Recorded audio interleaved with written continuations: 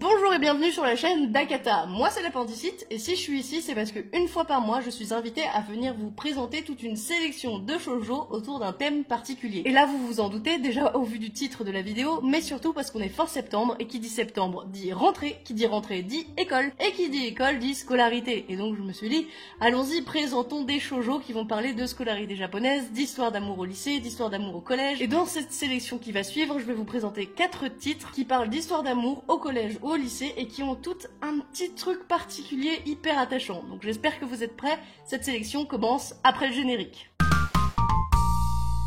Le premier titre dont je vais vous parler s'appelle My Teacher, My Love et il est sorti aux éditions Delcourt Tonkam. C'est une série finie en 13 volumes et dessinée par Momoko Koda. Alors pour celles et ceux qui reconnaissent le nom de l'autrice, alors oui, sachez que c'est bien celle qui a fait No Longer Heroine. Et pour ceux qui n'ont aucune idée de ce que c'est que ce titre, vous inquiétez pas, vous pouvez clairement découvrir l'auteur et son style avec cette nouvelle série. Et si vous avez un minimum d'anglais, on va pas se le cacher, vous avez rapidement compris de quoi My Teacher, My Love va parler. Parce que oui, bingo, on va y suivre les aventures d'Ayu qui va tomber amoureuse de, je vous le donne en mille, son professeur de mathématiques. Alors oui, là je suis bien consciente, hein, croyez-moi, que ce que je viens de vous résumer c'est vraiment un cliché du shoujo manga, genre la fille qui va tomber amoureuse de son professeur. Surtout que les clichés ne s'arrêtent pas là, parce que Ayu, cette héroïne principale, est juste l'archétype du personnage féminin dans la majorité des shoujo mangas, c'est-à-dire qu'elle est mignonne, elle est un peu niaise, elle comprend rien à l'amour, et surtout c'est une cruche, donc elle a des notes complètement nulles, et forcément elle va demander de l'aide à son doux professeur de mathématiques. Et heureusement que le professeur est là parce que clairement c'est lui qui relève le niveau de ce manga. Car il est le parfait opposé d'Ayu. Il a confiance en lui, il est intelligent et il laisse entendre qu'il a eu une multitude de requêtes. Contrairement à Ayu qui elle n'a jamais connu l'amour. Et ce professeur, malgré ce profil, est vraiment particulier parce que au lieu de faire comme dans tous les shoujo, être mignon, romantique, être gentil, sympathique, lui il va clairement dire tout ce qui lui passe par la tête. Même les choses qui sont pas forcément sympathiques à entendre. Et ce trait de caractère, eh ben ça lui donne une humanité vraiment particulière dans ce monde où la plupart du temps les personnages sont très clichés et font des choses auxquelles on s'attend forcément. Je trouve que ce monde complètement cliché shoujo manga de ce titre, eh bien, est vraiment perturbé par ce personnage du professeur de mathématiques et j'attends vraiment de voir dans les tomes suivants ce qui va se passer. En tout cas voilà, avec le personnage du professeur, franchement je trouve qu'on peut faire de belles choses dans ce manga. J'attends aussi que le personnage principal évolue parce que Ayu clairement je l'aime pas trop pour l'instant. Donc j'espère vraiment qu'elle va pouvoir un peu grandir au contact de ce professeur. Ça pourrait être vraiment pas mal. Et j'espère que pendant ces 13 volumes qui nous restent à lire, eh ben, on va avoir une relation qui va s'étaler et on va avoir de nouveaux personnages et que l'histoire va un petit peu s'épaissir. En tout cas j'ai hâte de voir parce que cette mangaka sur No Longer Heroine elle avait fait des choses que j'appréciais et d'autres que j'appréciais pas, mais quand même qui était une auteure importante et qui avait beaucoup de choses à raconter, qui avait des idées en tout cas. Donc là j'espère avec cette nouvelle série qu'elle va aussi nous surprendre et j'attends de voir ce qu'elle va nous proposer pour la suite.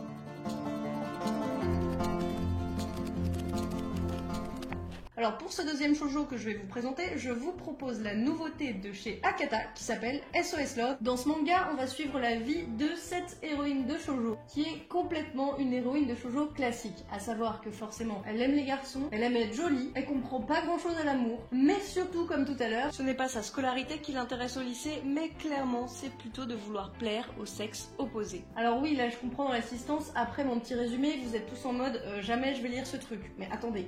Je vous ai juste résumé le personnage principal, c'est comme tout à l'heure, il va y avoir un élément perturbateur qui va faire en sorte que ce shoujo sort un peu de l'ordinaire. Et ici, l'élément perturbateur, c'est pas son professeur de mathématiques, mais c'est elle-même. Puisqu'en fait, il y a son elle du futur qui va venir lui rendre visite. En gros, je vous explique. Elle est tranquillement dans sa petite vie de lycéenne, et là t'as une fille qui débarque, qui dit voilà, j'ai 30 ans, je suis toi, je sais ce que tu vas faire, et c'est une catastrophe, parce que si tu fais ce que tu t'apprêtes à faire, eh bien tu vas finir déjà sans mec, sans mari, tu n'auras jamais connu l'amour, et tu seras triste à crever. Alors oui, bon, quand on arrive et qu'on vous balance ça, c'est pas extrêmement joyeux, parce que elle, encore une fois, son objectif est d'avoir un petit ami, et non pas une carrière. Donc forcément, son rêve de vie est un petit peu brisé quand on lui apprend que finalement, si elle continue à faire sa petite vie tranquille, eh ben, elle va finir complètement malheureuse quand elle aura 30 ans. Donc son elle de 30 ans va essayer de faire réaliser à Kaio, le personnage principal, qu'il se pourrait bien qu'elle soit amoureuse de son ami d'enfance. Son elle du futur veut donc forcément la caser avec. Le problème, c'est qu'elle a pas forcément forcément des plans qui marchent pour le mieux. Et la force de ce manga réside vraiment dans l'interaction du personnage principal avec son elle-même du futur. Parce que forcément, va y avoir un tas de gaffes qui vont s'enchaîner, et l'auteur en plus adore leur dessiner des têtes creepy absolument géniales. Donc voilà, j'ai hâte de voir pour l'instant ce que ce titre va donner. Et j'espère que comme le précédent, on va voir le personnage principal évoluer et qu'elle va aussi grandir mentalement.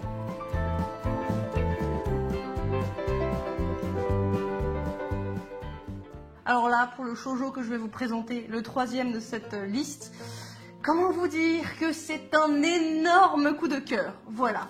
Irrésistible, sorti chez Kana, c'est un petit bijou et c'est aussi un titre qui m'a réconcilié avec les shoujo lycéens. Ici, on va suivre l'histoire de Serena qui, le plus naturellement du monde, dès le début de l'histoire, va tomber sous le charme de Mitsukawa parce que celui-ci lui fait tout simplement énormément d'effets. Sauf que Serena, c'est une millennials et bien qu'elle soit japonaise, elle est bel et bien décidée à sortir avec Mitsukawa dès la fin du premier chapitre. Donc oui, entendez-moi bien, dès la fin du premier chapitre de ce shoujo, elle lui déclare sa flamme et ils sortent officiellement ensemble. Donc ce titre ne se focalise pas sur la relation qui va se construire entre un personnage féminin et un personnage masculin. Là, ce titre, c'est sur comment cette relation va évoluer. Donc on va avoir un vrai développement de ces relations, de leur façon de se regarder, de se parler, de se toucher, et c'est vraiment extrêmement intéressant. Le garçon du couple est aussi beaucoup détaillé, il est très sensible, il se confie sur ses sentiments et c'est vraiment agréable d'avoir un point de vue de mec et de voir à quel point il peut être ému à propos des petits gestes de Serena et que lui aussi il a une grande part de féminité en lui qu'il assume de temps en temps parce qu'il est très romantique lui aussi. Il y a aussi la question de la première fois, la question aussi de comment est-ce qu'on est à l'aise avec son corps, de ce que la fille laisse faire au garçon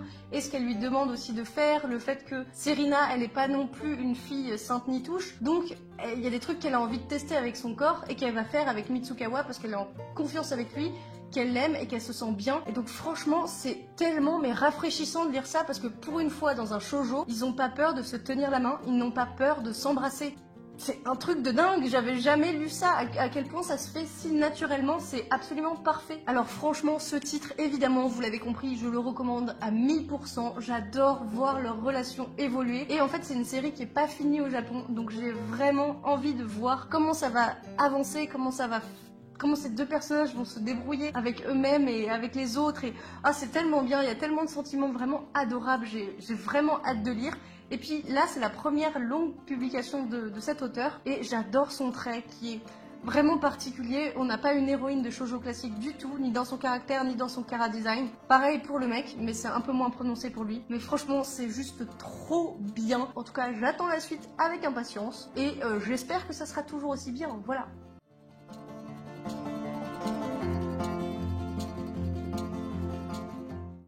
Eh mais dites-moi, on serait pas bientôt à la fin de cette vidéo? Ouais, je crois que si, hein, mais attendez, je vais vous demander un petit peu de patience et d'attention pour ce dernier shoujo que je vais vous présenter, qui lui aussi est un énorme coup de cœur. Et je ne dis pas ça au hasard, parce que oui, c'est une petite douceur qui nous vient tout droit des éditions Akata et qui est sortie dans leur collection Feel Good. Et c'est juste absolument génial et merveilleux, j'adore les personnages de cette histoire. Dans ce shoujo, on va suivre l'histoire d'Anzu, qui est une fille qui a de l'ambition et qui veut gagner rien de moins que 10 millions de yens par mois. Et pour ça, croyez-moi, elle ne va rien laisser au hasard. Depuis sa plus tendre enfance, elle veut gagner 10 millions de yens, et bien elle va gagner 10 millions de yens. Et donc pour ça, elle décide quand elle est au lycée, pour avoir un CV vraiment nickel et que ça fasse bien dessus, de s'inscrire au BDE, donc le bureau des étudiants de son école. Et pour ça, évidemment, il faut se faire élire pour avoir un poste au BDE.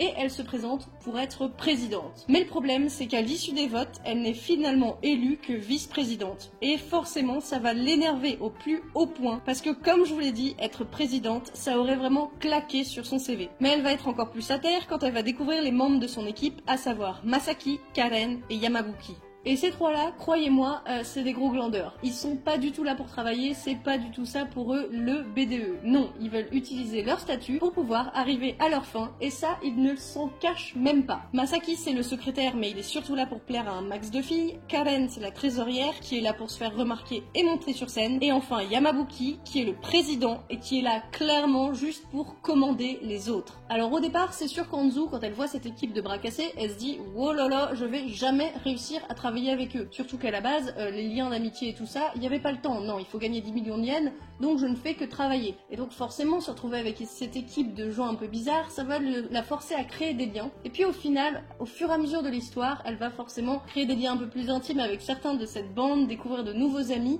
et elle va se dire que finalement, s'inscrire au BDE, c'était pas si mal que ça. Et comme elle le dit dans le tome 1, le bureau des élèves de ce lycée rassemble des gens du genre à vous causer des problèmes, dotés d'objectifs complètement débiles. Pourtant, je commence à penser que me retrouver ici, en leur compagnie, a peut-être du bon. Donc voilà, je pense que vous l'avez compris, Don't Worry, Be Happy, c'est vraiment un de mes coups de cœur de septembre. Et j'espère que dans cette petite liste de 4 mangas, vous avez réussi à en trouver un qui vous fera plaisir et qui vous redonnera un petit peu de baume au cœur pour finir ce mois de septembre et entamer le mois d'octobre. Vous pouvez bien sûr vous abonner à la chaîne d'Akata pour pouvoir suivre tout ce qu'ils vont faire, et sinon moi je vous dis au mois prochain sur leur chaîne en face cam pour vous présenter d'autres mangas pour le mois d'octobre.